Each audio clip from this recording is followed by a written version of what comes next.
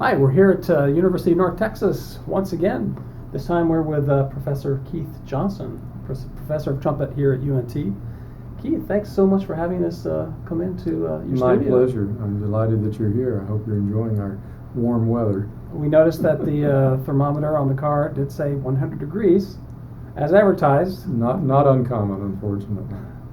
Well, I was so excited to have the opportunity to meet you, first of all. Well, and thank you very much. so much for inviting us into your studio, because of course, like many other people, have read your chapter in D. Stewart's book Yes, about Jacobs. the Jacobs tribute.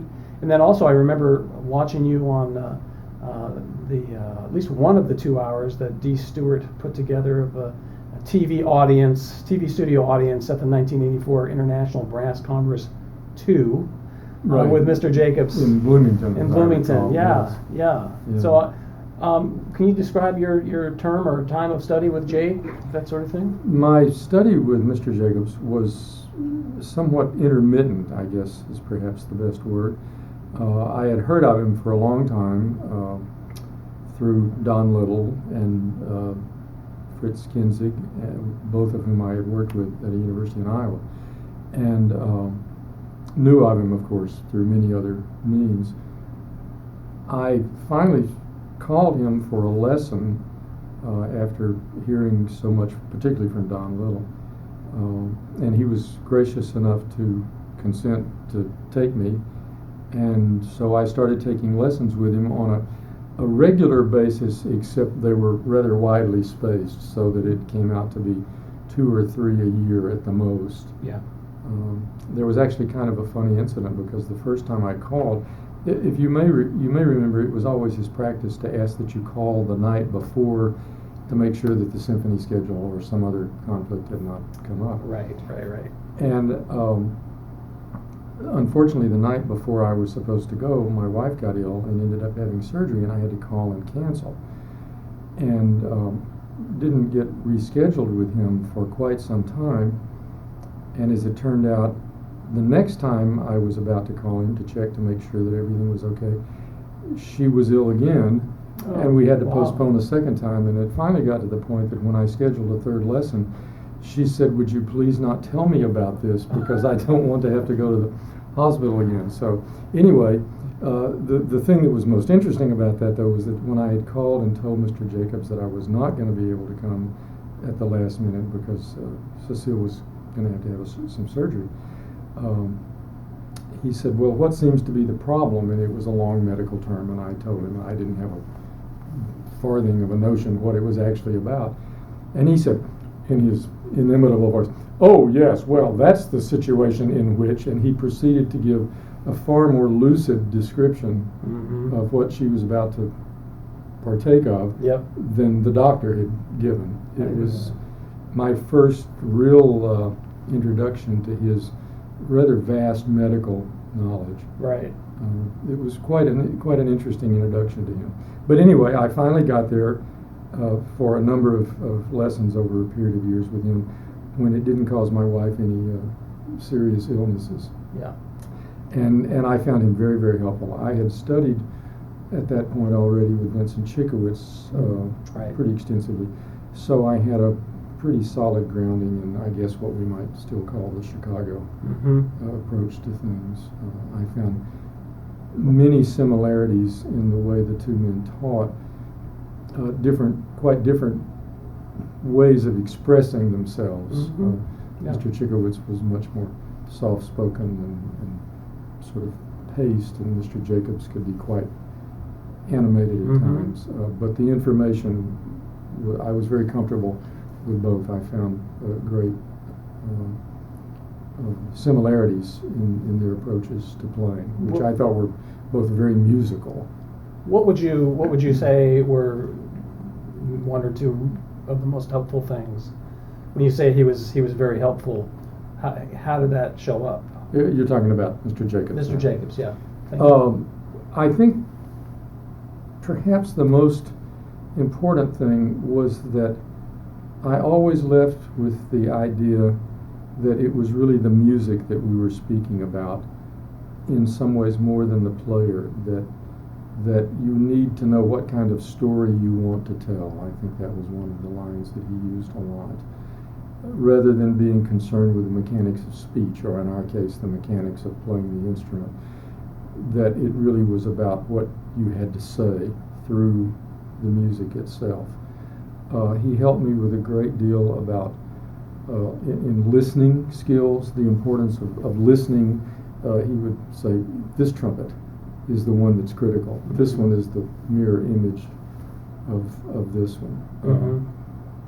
That's to this day been very helpful, and to the point I think that sometimes with my students, they probably get a little frustrated with me because if they play a passage or passages that don't go well, more than once I ask them to put the trumpet down and sing the passage for me. Mm-hmm. And what I found is that if I can get somebody to sing the passage, almost always they can play it, if not perfectly well, at least noticeably better. Mm-hmm. And I think that was one of the great things that I took from Mr. Jacobs. He said, Hollywood, show off.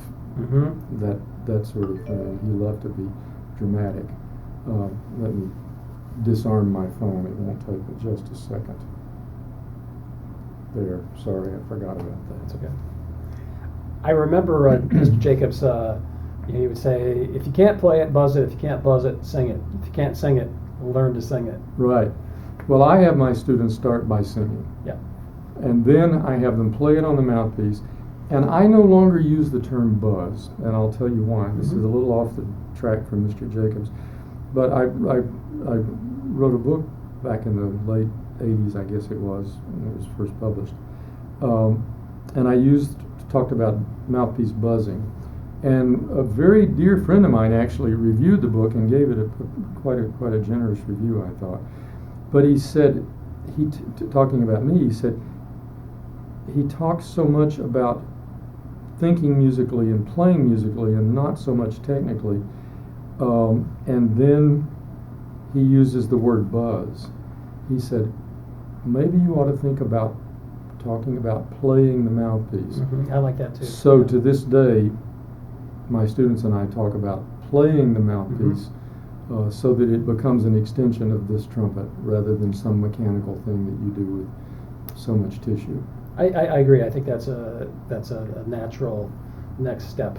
Yeah, playing the mouthpiece, and sometimes I'll actually use that terminology as well. Yeah, I found it much more comfortable. Yeah, it makes sense. It really does. It really does. So.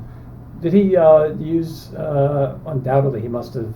Since you're a trumpeter, Jacobs must have mentioned Herseth and play it like Bud would play it. Oh, sure. Oh, yeah. Well, then I studied briefly with Mr. Herseth. Oh, wow. Okay. Not as much, but briefly. Went to a lot of his clinics and things like that. He was in our home for dinner one night, and that was quite a royal occasion. I should say We had so. done the Janacek, so it was a house full of trumpet players, and he had been the soloist in some Baroque things. So he was a very dear man, very influential on all of us.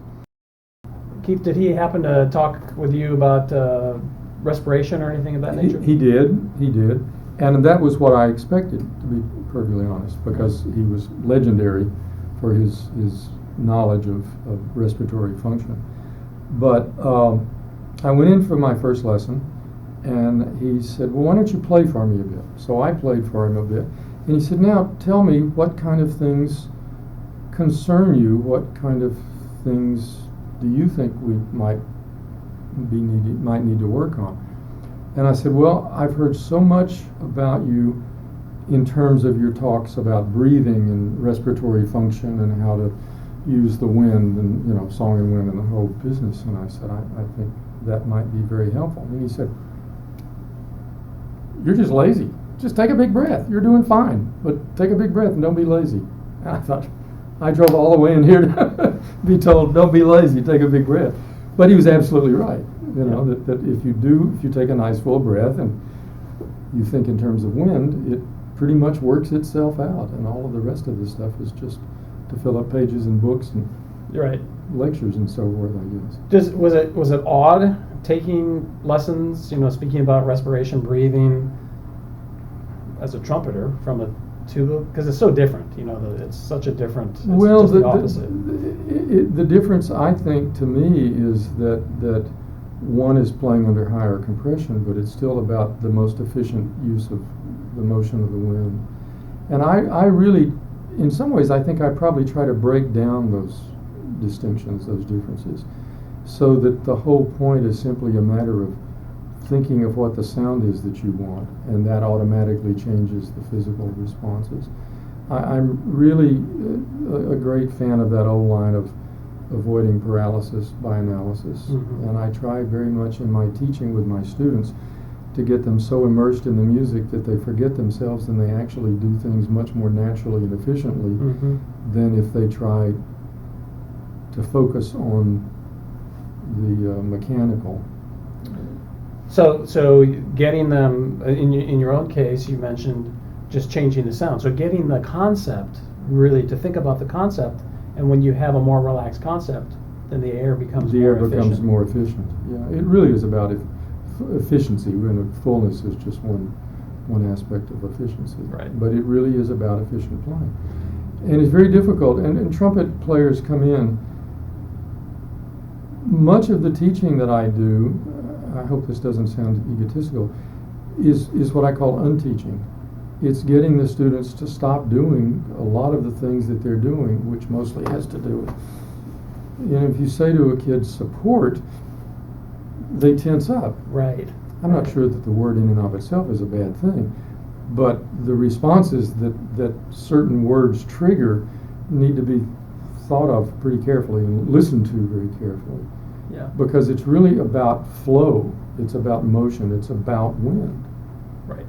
Yeah, so you as the teacher have to be pretty well in touch with the language that your student is receiving from you and how your words Right. are received by the student, because the word support may mean something completely different.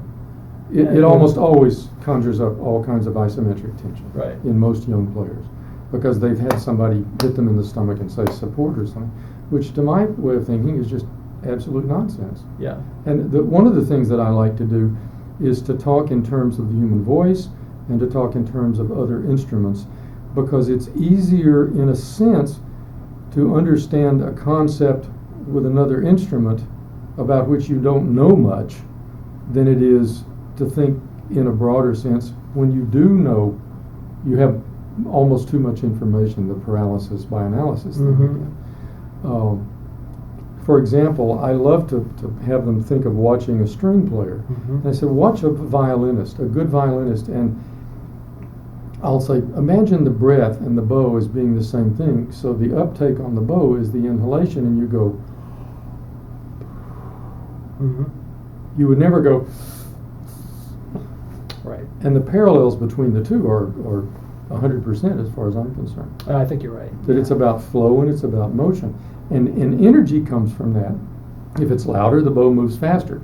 So does the air, you see. Yeah. But it's not a matter of muscle against muscle, Right. which is deadly. I think that the structure for the inhalation really sets up the structure for the exhalation. Oh, So absolutely. if you're really. Oh, it's the same wind. Yeah, same. If it went in well, it probably will come out well. Exactly. Enjoy the breath. Exactly. Exactly. I heard that recently. One of the recent interview. Really, I like that. interviews, I hope I'm going to steal enjoy that. the breath. My thanks to whoever said that, because I think I'll steal that.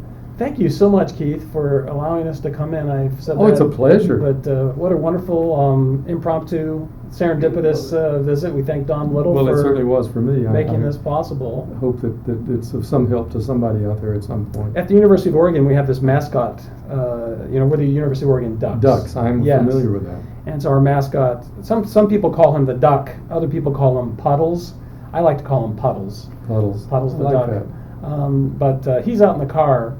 Otherwise, he'd be with us now. But it was a long flight, and his wings are really tired. I can only imagine. So, but before we came in, he asked us to. Oh my give you goodness! As a thank okay. you for your time. All right, Genuine well, let's University see. of Are there Oregon. suds down in this, or is this just? It's pretend suds. It's pretend suds. Well, when I get home, I'm going to do more than pretend. All right. Thank you so much. Thank What you. a pleasure. Yeah. What a pleasure, and I appreciate your camera crew. They're very nice young people. There they are. Here they are. By all means. All right. There we go. Get Woohoo! them. Look at there. All right. And now back to you.